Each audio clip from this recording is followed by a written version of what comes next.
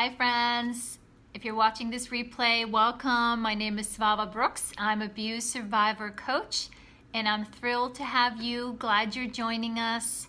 Please join us live 5 times per week, right? 4 p.m. Pacific Standard Time. Hey friends.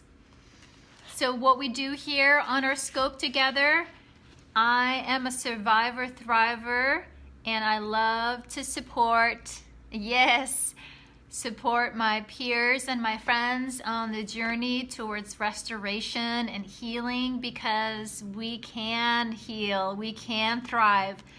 And to help us out, I'm using my good book, my new book, Releasing Your Authentic Self. Each day is a new day. That helps you dig a little deeper. Sometimes we kind of dive into the deep end of the pool, right friends? But one day at a time, we're taking a look at how we've disconnected from the truth about who we are and how we can reclaim that. So we'd love to have you join us here for our live chats, or if you're watching the replay, thank you so much for sharing the journey with us. So how are you doing today, my friends? How are we doing?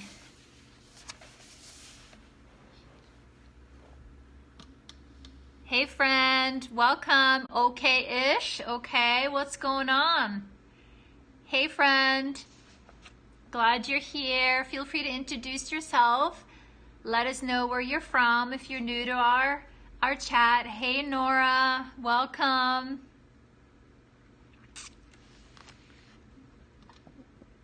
Oh, we have a friend that's sick today. I'm sorry you're sick. You're not feeling well. Bear with me as I'm gonna make you seasick. Tonsillitis. That's no fun. That's no fun. Well, I hope you feel better. Hope you feel better. And I'm glad you're here for support. Hey, friend Rob. Oh, I'm sorry. So you had to hide in your room all day after the outburst yesterday. I'm sorry. I'm sorry. But sometimes that's the best thing we can do, right? Duck down. Stay out of sight. Oh, I'm sorry. I'm sorry. I'm sorry, guys. I'm having a heck of a time today setting up my phone so I can see what you're texting. One of these days I'm gonna go get a better setup here for us. So, well, I'm glad you're here, my friend. You practiced the thing from last night. What did you practice? Tell us more about it. And hey friend Nora, how are you doing today?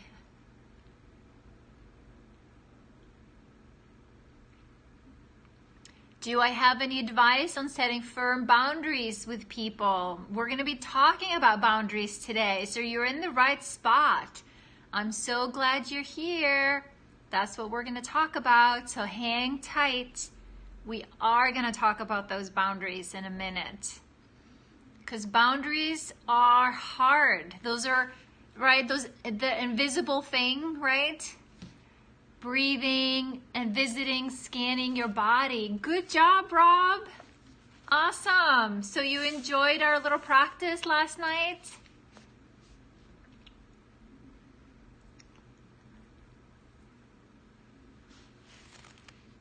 You feel guilty setting boundaries. I know, I hear you. Isn't that interesting how hard it can feel just to kind of like, listen, sorry dude, or dudette. That's my California lingo that has stuck with me, right? So ask people, it's like, this doesn't work for me. I did, and I'm plugged in today. Boundaries are good. Excellent, Rob. I am so happy for you. Very cool. Exactly. It's all practice. We have to practice. So yesterday, my friends, if you weren't here, haven't or didn't watch the replay, but we're glad that you're here. Hi, friend. Thanks for joining. Please feel free to introduce yourself. If you don't want me to call you by your screen name, which sometimes are funny,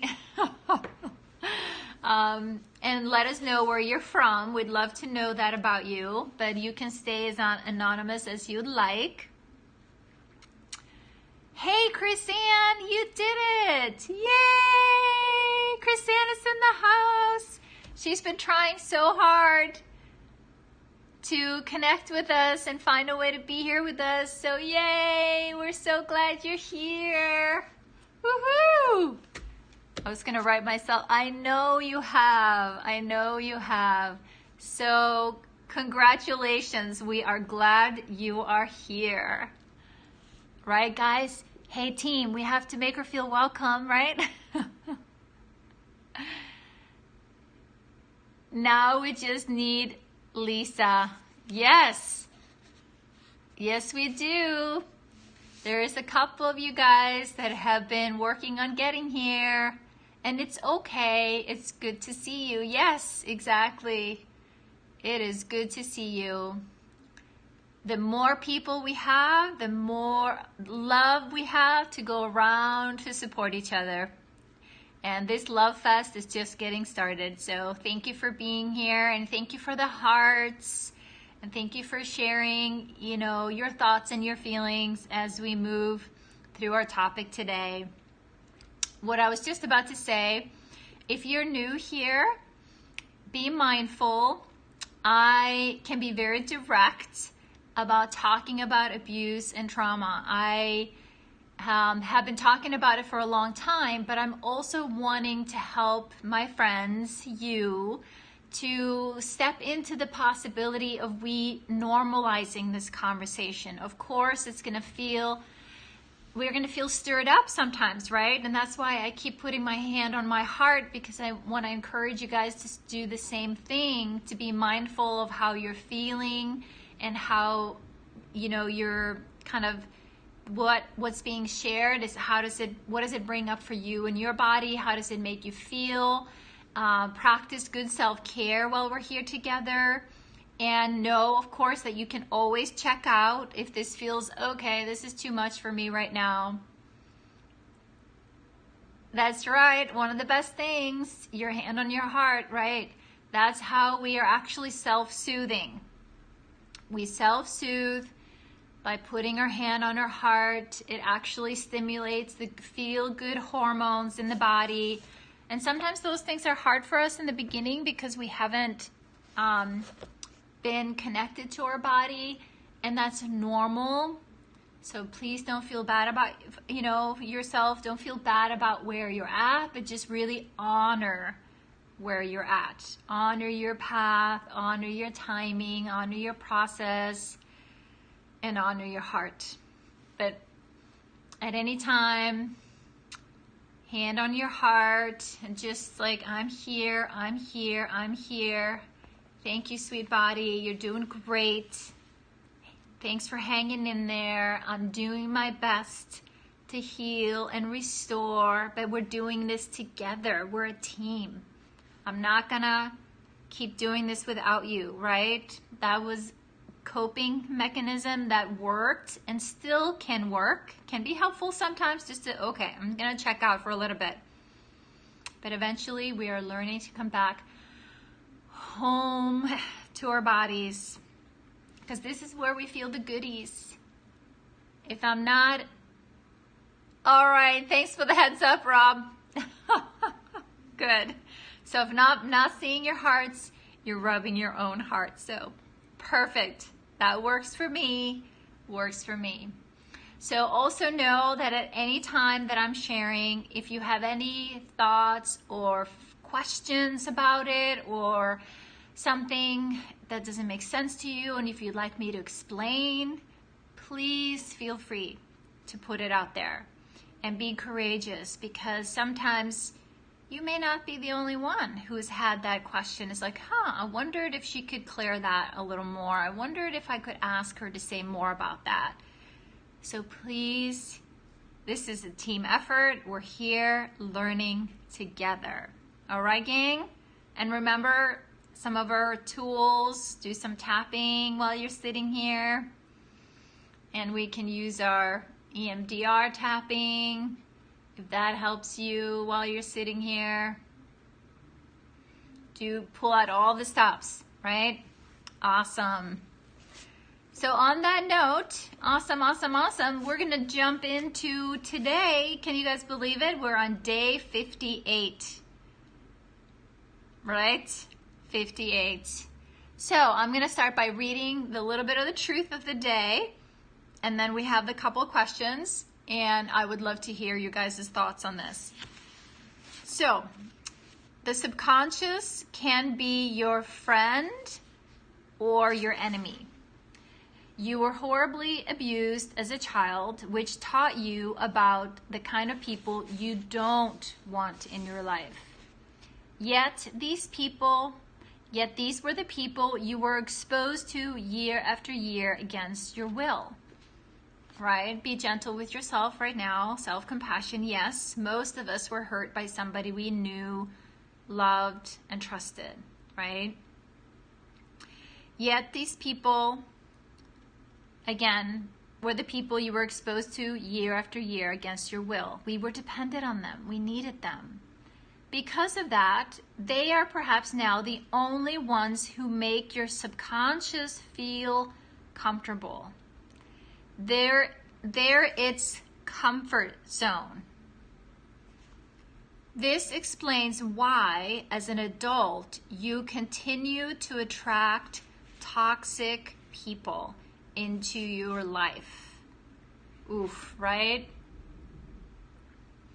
So growing up with what I used to call them, I didn't always call them toxic, but I would call them unsafe people. And just for anyone here that didn't join or hear me in the beginning, I'm reading from my book. That's what we're reading through, and then we're going to talk about it. I would call them unsafe people, and then because being in an unsafe environment growing up, we learned to just turn off all the bells and whistles, right? All the the inner signals about not feeling safe in a certain environment or around certain people. We just turned it off, right? And if anything, we become so skilled at being hyper vigilant and always kind of scanning the environment, making sure, okay, what's going on? When do I have to leave? When do I have to go lock my door? You know, when do I not go home? When do I go hang out at my friend's house, right? Tell me I'm not the only one, right? Somebody else here recognize those coping skills? That actually we become, really good at hanging out in those kind of circles, in those environments. And so as we then grow up and start our healing journey, thanks friend, hey, thanks for joining, and seeking damaged past times to numb the pain, end up with toxic people. Yes, exactly. Right? So it's that cycle. It's that cycle. We, are compelled to go back to what we know, like what happened. And then, unfortunately, what hurt us in the past are those unsafe people. We would kind of somehow be drawn to those situations or drawn to hanging out with those people that would then also end up usually hurting us or taking advantage of us or not respect our boundaries as we start to change, right? And we start to recognize, wait a minute, these people may not be the right people for me to hang out with, or the people that I should be leaning on for support, or that I should be trusting with my life or my well-being. So, and again, it becomes very kind of subconscious, because it's this toxic environment, this unsafe environment was normal. Like, this was normal. I mean, I knew how to handle myself in this, and for a while, actually starting to hang out with, I don't want, I mean, who knows what normal is, but with healthier people, right? I was more distrusting of other people, like, that were actually safe, than I was of unsafe people. So it took a while for me to really kind of think through. And then slowly I started recognizing kind of the signs and the behaviors. And as I started becoming more aware and taking better care of myself, realizing what kind of, you know, coping I was using, and how to shift it out and be healthier and have healthier relationship, slowly started pulling those toxic people out of my life. So, but sometimes these people are invited into our life. We get to, like, whoa, right? I know what that is. I don't want to be in that, have that kind of drama in my life anymore. I'm not going to hang out with that person.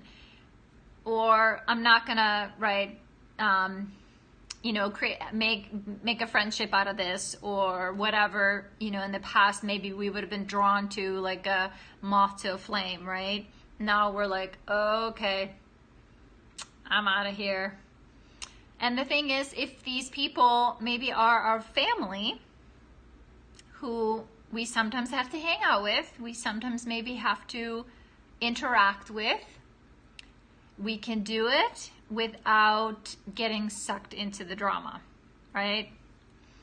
So the questions that come up today is, how many toxic people have you subconsciously attracted into your life this year?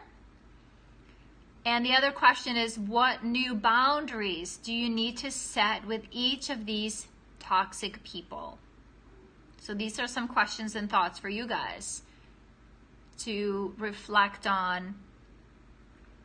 And as I was looking through this and journaling, I'd love to hear from you guys if you recognize, you know, what people may be still in your life that you need to work on, maybe removing, or what boundaries can you work on to set? What do you need to say to this person to basically ask for what you need in this relationship, if you have to be in a relationship with this person? And somebody, you know, you asked here earlier, how do you set a firm boundary with someone? I need to love myself so as to not bring these toxic people into your life. Yes, there you go. Exactly. Right? Right. So true. Because those people out there aren't ever going to love you as much as you can love you. Nearly everyone I have met fishing have turned out to be racist, violent, or drug users. I'm sorry to hear that, Rob. I'm sorry, my friend. I'm sorry to hear that.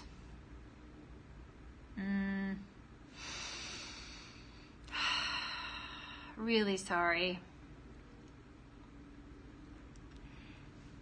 Maybe I need to be more aloof. Well, I don't know. I'm sorry, guys. Just having a heck of a time today with my little video camera here. Well, I would say that you love the wobbles. It makes you smile, right? He makes fun of me, which I love. It's about learning how to discern, right? Because we don't want to go from one extreme to the other, right? Because we tend to be either all shut people out and close ourselves off because we're protecting ourselves in our heart, or we're all in, right? That's very much how, you know, our world as trauma survivors is very black and white. So we have to maybe learn to discern. I prefer to give people the benefit of the doubt. And rather than living in a world assuming that everybody's out to get me or everybody's going to hurt me, I want to assume that in most people, they're good people, but I'm going to give them a chance, but I will be very quick to retreat and remove myself if I see that there is a boundary violation or I'm a big on respect. You don't respect me, we're not going to hang out, because I will respect any human being. Any human. I don't care what's happened to you, where you live, what language you speak, what minority group you belong in. We are all equals, my friend. We are all equal. But you disrespect, sorry. I will be loving and kind and understanding that chances are you're respecting me because you don't know me, but you're not, right? So I will, with self-compassion and kindness, I'm going to gently pull out of this conversation, or I'm going to remove myself, but I'm not going to assume right away that people are bad. My husband I don't want to say he makes fun of me, but I'm like eternal optimist. I'm always willing to give people the benefit of the doubt. So what boundaries, new boundaries do you need to set with some of the people in your lives? Right? This is interesting, right? I've had a few people in my life that as I changed, I wasn't willing to participate in the dynamics that they were used to. Often because now that I had more self-respect for myself, I valued myself more, I wasn't just gonna sit and take it, or I wasn't gonna listen to, their judgments or gossip or them telling me something about me or how it was that didn't hold true for me anymore. And I can give just one example. I mean, this is my marriage has been the most challenging, but also where I've learned and grown the most, because my husband and I, we met when I just started my healing journey, and now 24 years later, we've learned a lot. And I'm not the same person that he married. So as I was changing and kind of becoming this loving, compassionate, kind, trusting human that I am now, I wasn't before. But if I would share something with him and he would come at me with judgment, like he would be telling me how to do something or criticize me, and it didn't feel like it was coming from a compassionate, kind place, I would stop him and say, hey friend, hey David, that's his name. It's like, I don't appreciate it when you speak to me this way. What I'm sharing with you, I'm very vulnerable around, whatever it is that we were discussing, but I'm feeling judged by you right now, and that's not helpful for me. And the person that you were speaking about, like he would refer to how I used to be, I would say, I know I used to be that way, but I'm not that person anymore, and I know I do not treat you this way anymore. So I'm going to ask you to stop. And if you're having a bad day, I can have sympathy for that, but I will not let you dump on me if you're having a bad day. If you want to support me and help me through what I'm sharing from a kind perspective, I would be more than happy to hear you out, but it feels like you're dumping on me because there's something going on with you, and this does not feel helpful to me at all. And I would stop him. And the first few times, it was hard, but I was just like, I have to speak up for myself. Not that he was being mean or vicious or anything. It was just like these dynamic that him and I had been used to from our own childhoods, right? We weren't heard, seen, or validated or nurtured. We both lived in very toxic environments. So as we healed together, we also learned to be more respectful and kinder to one another, and then honored, kind of we had to walk our talk in a way that if you're, coming at me with your stuff, yes, I'm more than happy to hear you talk about your stuff, but you can't dump it on me. It can't be my fault when it isn't my fault. I can't be judged or criticized when I'm feeling really vulnerable and I'm sharing with you something that's hard for me. I just need a friend. I hope that's helpful to you guys. So setting boundaries is tricky again, because right, it's an invisible thing that we're asking people to respect from us. Exactly. Very open and honest with guidelines that support you while respecting the other party. Exactly. That's what I have found. It's better to set boundaries, yeah, and respect the other person. You know, don't make them necessarily feel wrong, but like, listen, what you're doing here or what you're saying here doesn't work for me. And I see it works okay for you, and that's okay. I'm not making you wrong for your thoughts and feelings and ideas, but over here, I'm really learning to be true to myself, and so I'm asking for what I need, and this is it.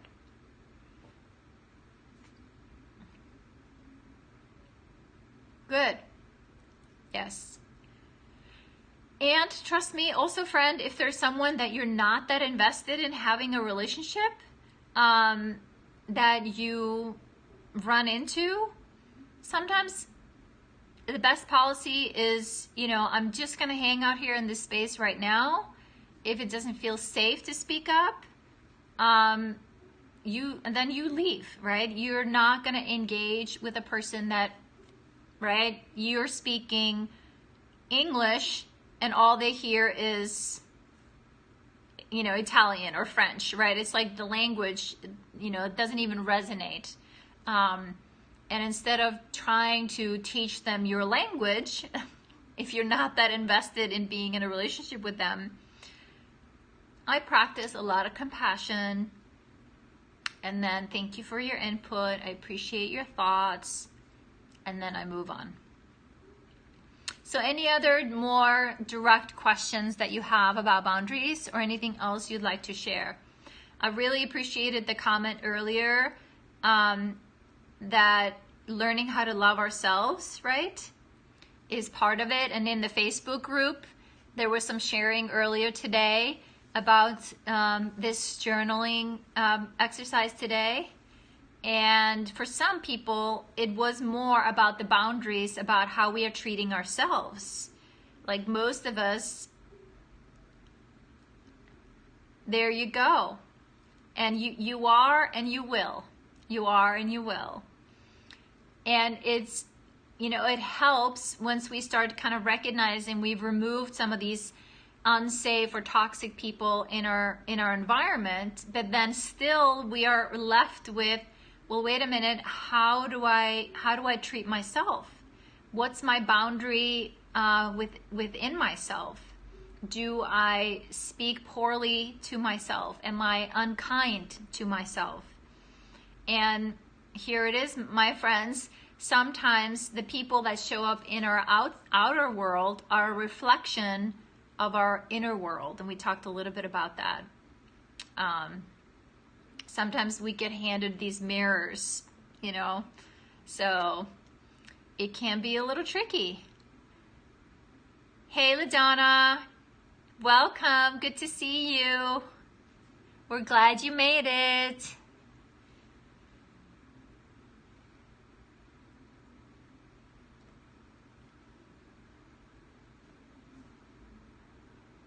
And I can also say that, you know, I'm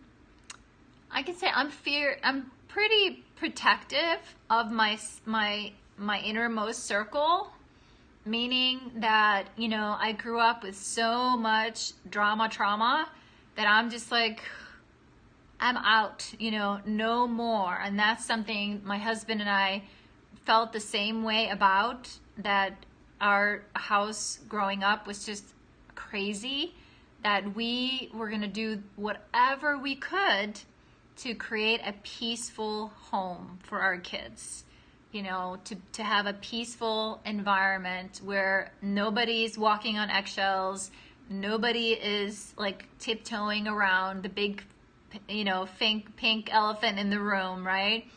And of course, it's not perfect all the time, but for the most part, I do feel like we've managed that, and just things are easygoing. It feels so nice. So nice.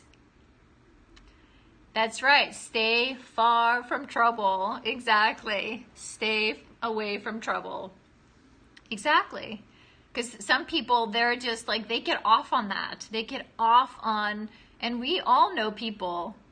Exactly. We all know people that just, they seem to just create, they're like a tornado everywhere they go. There's drama and trauma and conflict and miscommunication. And like I said, that's what I don't, you know, like gossiping or judgments. I'm very mindful. It's like, no, we don't judge people. We always assume people are doing the best they can, right? So I'd much rather just kind of take responsibility for what's going in here instead of trying to, you know, change everybody outside. I can't change the outside world, or I can't change other people, but I can do some work in here. I can take responsibility for this, what's happening in here, and sometimes what's happening in here. I never set any boundaries with my husband. I wish I did. I don't know what that it would have changed. I hear you. I hear you. I hear you. I totally hear you. And I know you're not alone. I know you're not alone. And that's why I mentioned in the beginning, because we weren't taught healthy boundaries growing up. We didn't grow up with parents or caregivers or extended family that respected our boundaries, that was like maybe gentle with us, or, you know, ask, can I have a hug? Or can I give you a hug? Or do you need help? Or, you know, those back and forth conversations that should happen with caregivers. Very much, many of us felt like we were furniture, or someone just, you know, picked us up and moved us if they felt like it, right? Or our boundaries were constantly being overstepped, and we didn't see parents or caregivers communicate, respect one another, honor each other's boundaries, right? Ask for what the other person needed. Are you willing? It's like, no, none of that. No, or minimal communication, healthy adult communication. So this is very confusing, very hard for us. And on top of it, when we feel so guilty for what happened to us, you know, we're not even allowed to know what we want or know what we need, let alone ask for it, speak up about it, you know, say, you know, I would like this. No, I don't agree with you. No, I see it this way. All of these things can be very hard for us in the beginning. And that's why it's good to have people like us hanging out together where we get to practice. Like, I have 2 adult daughters now, and man, they do not see the world exactly the way mom does. And you know what? It's a-okay with me. I am happy that they're, you know, I didn't bring these kids into the world to become duplicates of me, of my beliefs and my values. I wanted them to like really step into fully who they were meant to be. So I love having conversations with them about how they see the world and how they feel about the world. And then I know there's things that they do agree with mom on, but right now they just need to assert themselves and be who they are. And that's beautiful. So any other comments, thoughts on boundaries? What new boundaries do you need to set, perhaps with someone? How can you ask for what you need?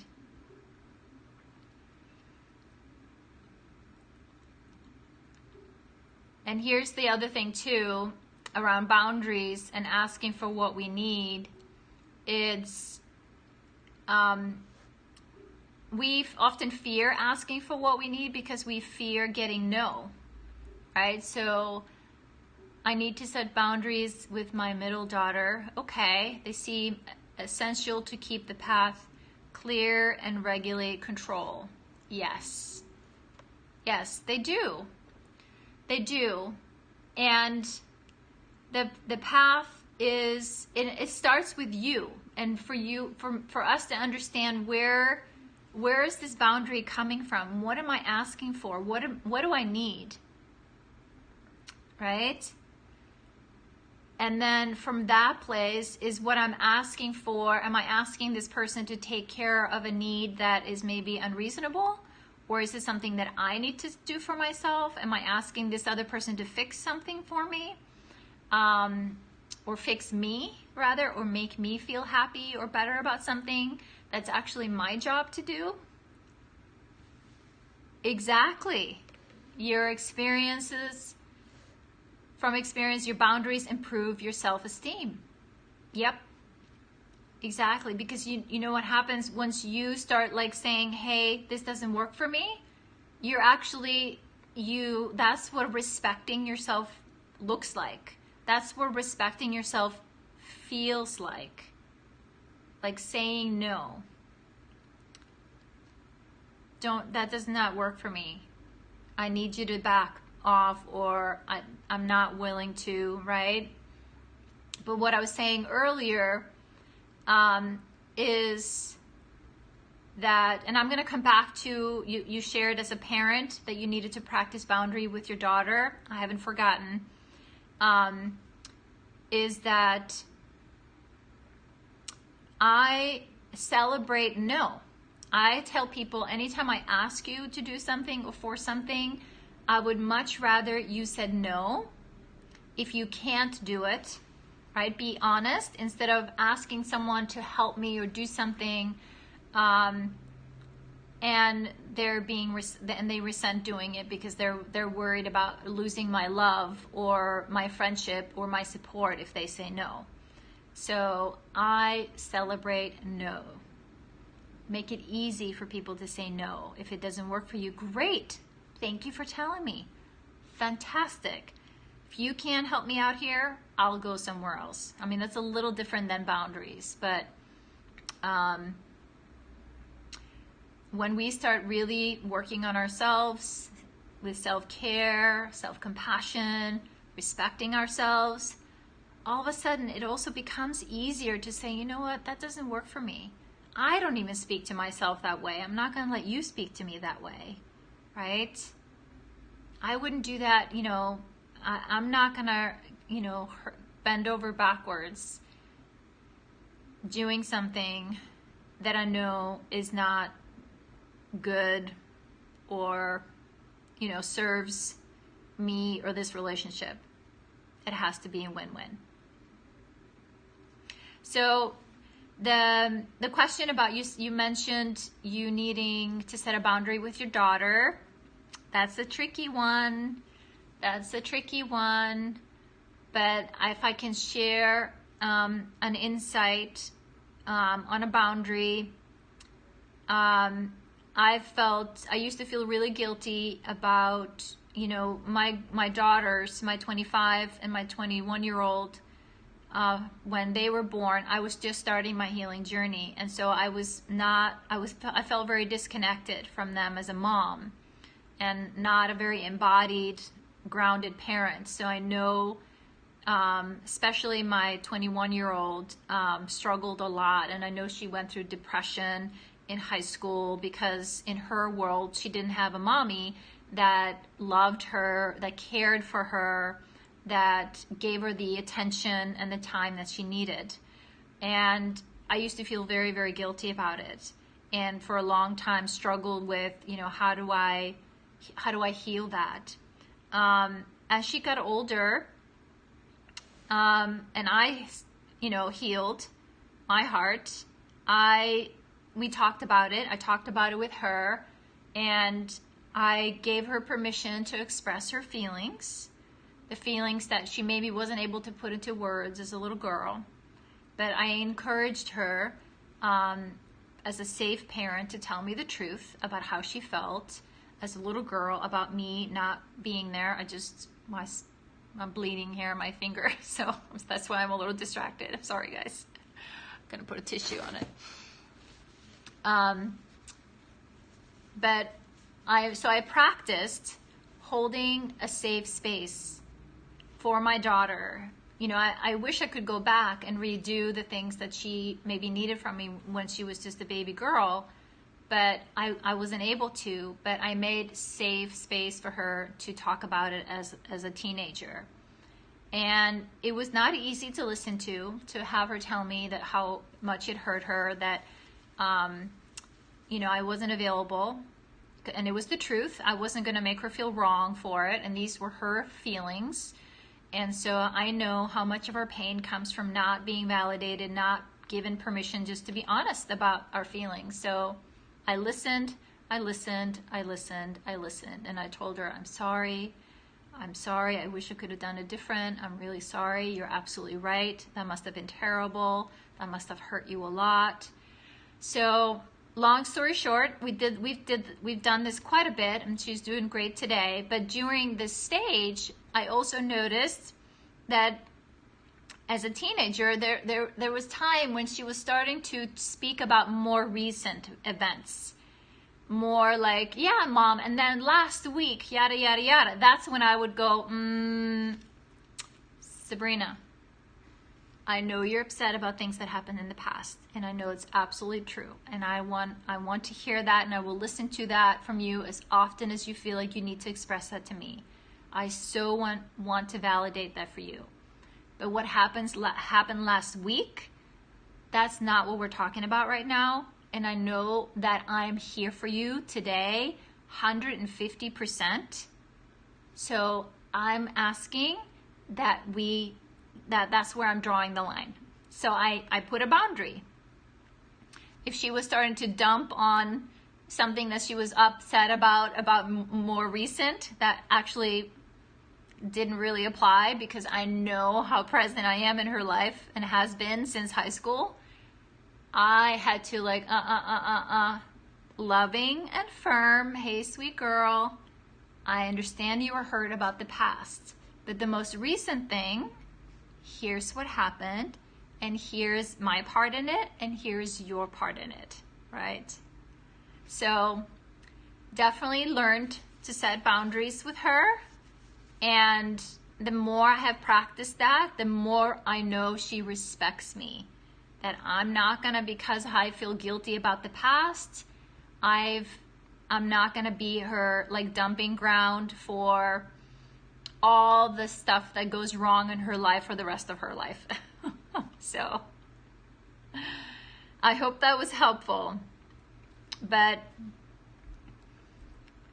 I noticed the types who would prey on me, okay, were deterred when I was being, or me. Okay. So the more authentic you were, then they back off.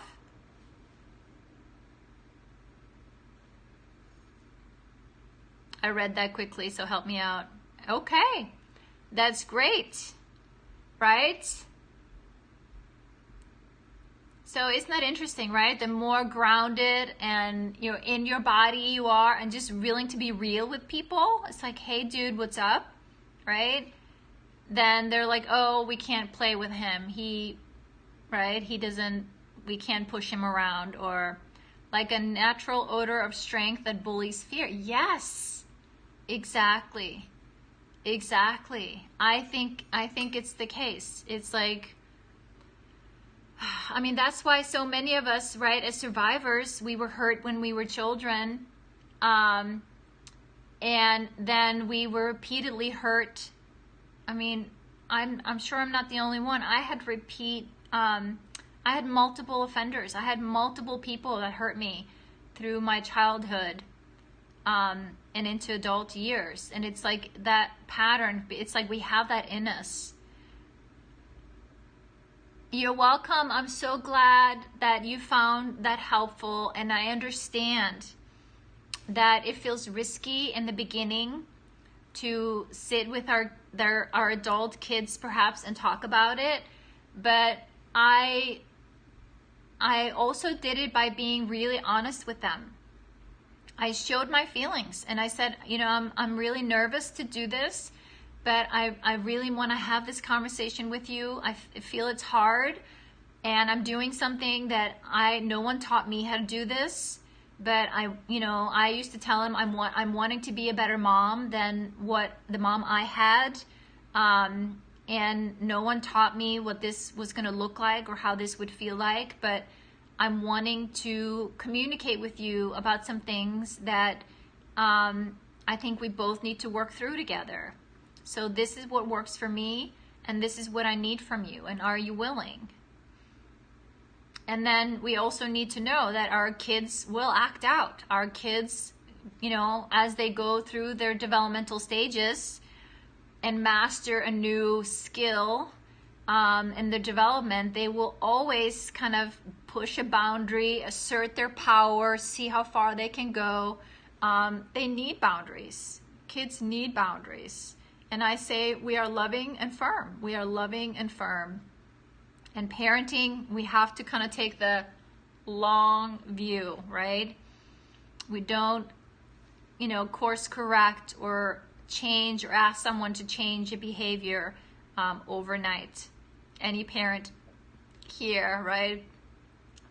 I had to say it 50 million times, and then I still had to repeat it.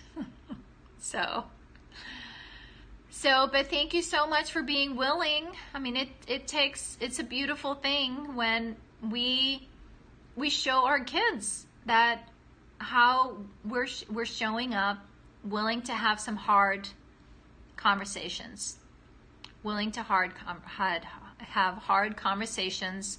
That opens the door for our kids to come to us and to talk to us about their hard conversations.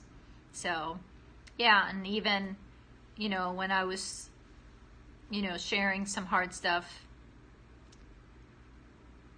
yes, we got to start somewhere, and just start with, little bits. You can do this. You got this. And doing this doesn't just heal. Isn't just healing for them. This is also healing for you.